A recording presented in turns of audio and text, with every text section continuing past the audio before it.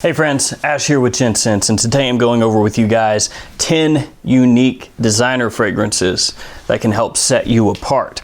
And I think that each one of these is also very wearable on top of being unique, because some fragrances are unique and different, but then they may not be something that you really want to smell like or wear all that often. These ones all check both of those boxes. Uniqueness, but wearability also. And these fragrances sort of run the gamut as well. It's a mixture of both warm weather fragrances and cool weather fragrances, so there's a little bit of something here for everybody. We've got a lot to talk about, a lot of different fragrances here, so let's jump into this.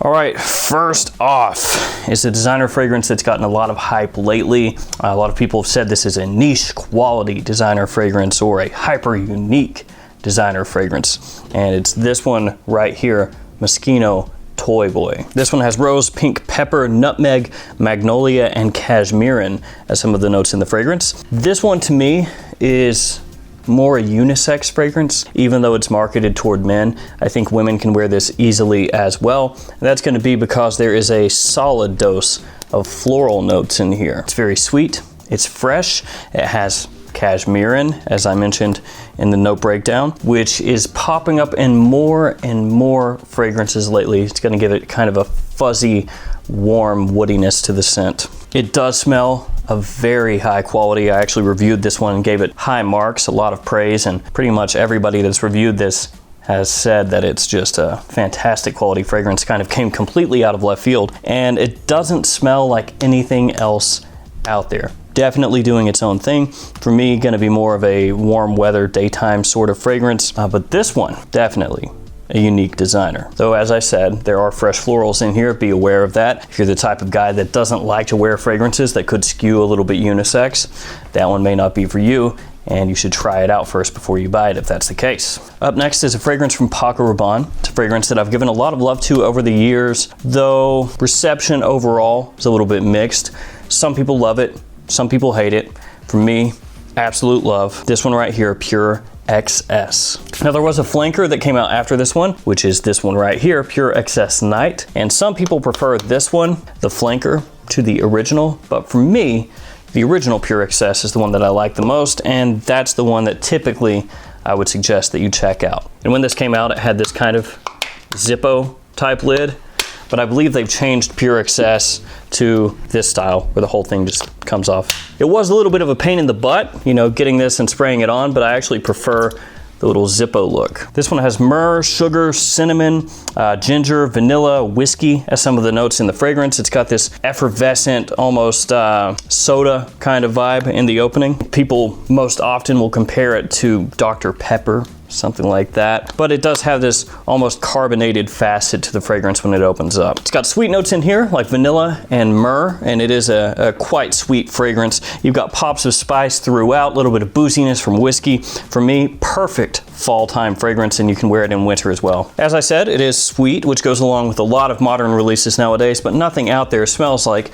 Pure XS, except for Pure XS Night, which does smell a bit like Pure XS, but what are you gonna do? All right, from there, let's go to a fragrance from Hugo Boss. It is in their The Scent line, which really any of the fragrances in the Scent line you could put in here because they all focus on Menenka typically. And the one I want to talk about is this one, Private Accord. So like I said, it has Menenka in here, which is the overarching thing that links all of the scent fragrances together. It's going to give you sort of a dusty, exotic, fruity sweetness. This one also has ginger, vanilla, cacao, and coffee. Coffee is one of the things that just really makes this one stand out against all the other fragrances in this line. It has a good amount of sweetness, but that is tempered by that dustiness in the Menenka. It's tempered in the coffee that's in here, and it's just a killer fragrance, again, in cool weather, fall and winter, just like Pure XS before it. The scent is a line that I really love, and this one is my favorite of the bunch. Now, I know a lot of people like the newest flanker,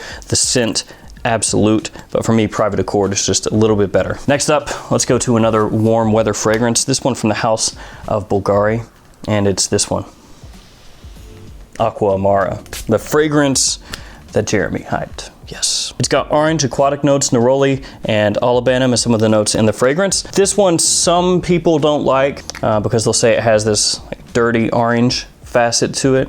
Kind of turns some people off. For me though, I find it very unique and very nice. It's got good performance. It's a big compliment puller, easy to wear, and even to this day, you can find this for a pretty good price at discounters. There was a scare for a while where everybody was like, oh, Aquamara, it's being discontinued. You're not gonna be able to buy it. You gotta buy it now. It's gonna go up to $100 a bottle, $150 a bottle, and it's still available. At least as of when I'm shooting this video. If you watch this in the future, who knows? Maybe it is discontinued and going for crazy prices, but right now, still available. This one gives you a nice change up, a nice twist to your typical warm weather summertime fragrance. A lot of those end up smelling really similar.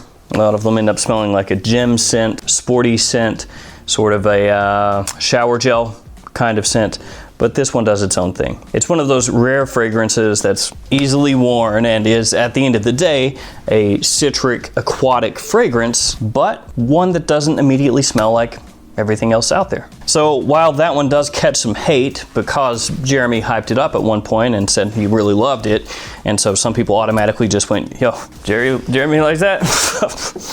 Well, I hate it then. I hate that. Because that happened, it's gotten sort of a muddled rap, but it's really solid. Next up, let's keep it with a warm weather fragrance, this one from Guerlain, and it's this one, Guerlain Homme. Now, a couple of caveats here. Yes, this is a Guerlain fragrance, and some people out there are going to say, oh, Guerlain, that's a niche house. You can't include that. But this fragrance is very, very affordable. It's very wearable, very accessible, very easy to find. For those reasons, I'm including it with these other designer fragrances. So for me personally, with Guerlain, if it's something like this or Guerlain Vetiver or Abbey Rouge or something like that, then I keep those more lumped in with the designer side of things. Or if we're talking about the Loam Ideal line, I'll keep those more with the designer side of things. And if we're talking about their more high-end fragrances, exclusive fragrances, things like that, then I will typically put those in with niche fragrances. I know not everybody does it that way, and I know a lot of people think anything Guerlain, you have to include it with niche only, whatever. But for purposes of this video, I'm not. So let's get on with it. The other thing that I wanted to bring up here is that this bottle style is not how this fragrance comes now. Guerlain simplified everything, and they use the same bottle style, the same bottle design for their men's releases that are Vetiver and Abbey Rouge and all those that I was talking about before. They're all in the same bottle design now. So this fragrance won't look like this if you buy it now. It's gonna look like this. This one has mojito, lime, vetiver, bergamot, and rum as some of the notes in the fragrance. So this one is gonna be a very refreshing, brisk summertime kind of fragrance. And if you love mint, check this one out. Performance is about what you would expect from a fragrance that really focuses on mint. Not so good, but it is unique and it smells great, especially for the price. Fresh, while at the same time a little bit boozy with a clean, woody sort of backbone. Guerlain Homme, killer fragrance for spring and summer. Let's keep going with another warm weather fragrance, Chanel Allure Homme Edition Blanche. This one is loved by YouTubers across the world, or at least that's how it seems. It always gets a lot of love from YouTubers, and I gotta say I love it too. This one gets compared a lot of times to a lemon meringue pie, lemon cream pie. That's how people will describe this one.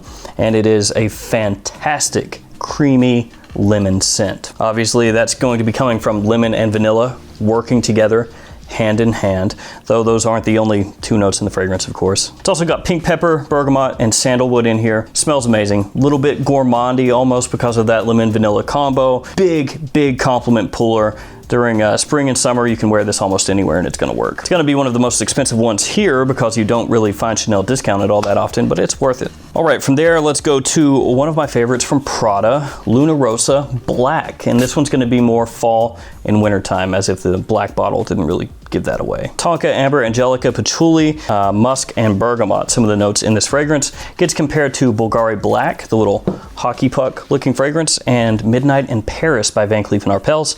To an extent, if you took those two fragrances, mixed them together, and took a little pinch of Luna Rossa Sport and dropped that in there, you would get this. The tonka, the amber, and the angelica mixing together, going to be the main things that you get from this fragrance. Creamy, sweet, sexy, mysterious, great nighttime fragrance.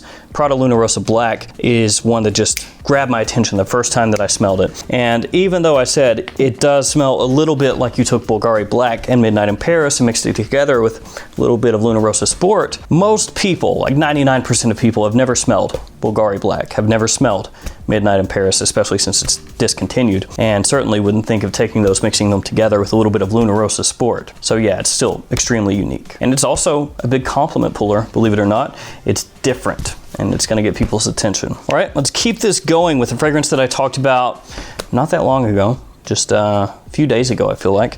This one, Narciso Rodriguez for him, and this is the original Eau de Toilette. This one was done by Francis Kurkdjian just a couple of years before he started Maison Francis Kurkdjian. Pretty simple note breakdown. Violet leaf, patchouli, musk, amber. That's it. This one gets compared to the smell of wet concrete, which may or may not sound appealing to you, but definitely unique. And I think, and I said this before, the coloration of the bottle really helps get across that wet concrete, wet cement kind of vibe, just that gloomy gray appearance. This one is a great fragrance for when it's cloudy outside and it's maybe a little bit rainy or right after it rains. It's got a very sweet violet leaf in the opening. So sweet violet does not come across like petrol or gasoline, because violet leaf sometimes, depending on how it's used, most notably Dior Fahrenheit, can come across a little bit like petrol. But here, very sweet to me, green, clean, but at the same time, dark. Narciso Rodriguez for him, Eau de Toilette, fantastic men's fragrance, definitely unique, gonna set you apart, and one that you can wear formally as well. That one for me, probably though not as well suited for younger guys as it is for guys in their upper 20s and up. That's probably the best age range for this one. Anything from upper 20s and up. Guys that are 18, 19, 20 probably don't want to smell like that, but I think it smells freaking great. We're in the home stretch here. Let's go with a cheapie, one for fall and winter time. This one right here, Halloween Man X. This is my favorite from the Halloween Man line, and one that really surprised me. I did not expect this one to be as nice as it is, and I did not expect to like it as much as I do. Kind of bought it as a cheapie, not necessarily a throwaway, but just kind of like throwing it into my cart as I bought some other things, and I said, well, I'll give it a try. Then it came in and I was like, whoa, this is actually really good. This one has coffee, cinnamon, whiskey, tonka, leather as some of the notes. And the thing it's most well known for, at least to me, is the blackjack accord, which is really just a combo of some of those notes I just read off. Namely, coffee, whiskey, and leather. So yeah, it's trying to be manly. The coffee here actually smells great. My favorite part of the fragrance, it comes across like a roast coffee bean. Really nice. You can even almost smell that tinge coming off the coffee. That burnt tinge, that roasted tinge. A little bit of booziness in here, sweetness. The leather is not animalic or funky, extremely wearable, touches of spice throughout. Awesome fragrance, and it doesn't run you all that much money. This was one of my favorite buys from all of last year. Some of the other fragrances in the Halloween Man line have gotten love as well. The original Halloween Man gets compared to Paco Rabanne's 1 Million, but at a lower price. Halloween Man Shot has gotten a good amount of love, but for me, if you were going to own just one from the Halloween Man line, it's this one. The coffee just really pops, jumps off my skin, but it's still wearable, still approachable, compliment pulling, different. Halloween Man X, awesome fragrance. And the last one in this list is from Prada. Yeah, second Prada on the list, and this one also in a black bottle. Loam Intense. Now, this one possibly is the least unique of the ones that I've talked about, but I think it is still quite unique in its own right. Iris, tonka, leather, amber, patchouli, and sandalwood are some of the notes in this fragrance. It does have the common iris note in the Prada Loam line, which is a very clean, soapy iris. Not as thick and heavy as the iris note that you might find in the Dior Homme line or the Valentino Uomo line. The iris in the Prada Loam line is more of an office wear kind of iris. Just trying to be as clean and inoffensive as humanly possible, basically. So this one is going to have similarities to some of the others in the Prada Loam line just because of that shared iris. So that's where some of that uniqueness might fade away a little bit. This one though is going to amp things up and kind of make it a little bit sexier, going to make it a little bit more versatile. You can wear it in more situations, daytime, nighttime, cool weather, warm weather, because it has some additional things going on here. It's got a good amount of tonka. It's going to give you some sweetness, a little bit of creaminess, and then leather. And the leather in here is not dirty or animalic, but it does kind of ramp up that masculinity a little bit as compared to the original Prada Loam or the more warm weather centered fragrances in the line like Prada Loam Low. Not too many guys out there rocking this one, and it works in, like I said, many different situations. You can wear it in a suit, you can wear it in a white t-shirt and jeans, you can wear it almost anywhere. And it's also a big compliment puller, big attention grabber. Prada Loam Intense wrapping this list up. All right guys, that's gonna do it for me for 10 unique designer fragrances that will set you apart, that are also still wearable. As always guys, thanks so much for hanging out with me today. Thanks for all your support. I'll see you tomorrow with another fragrance video. See you guys.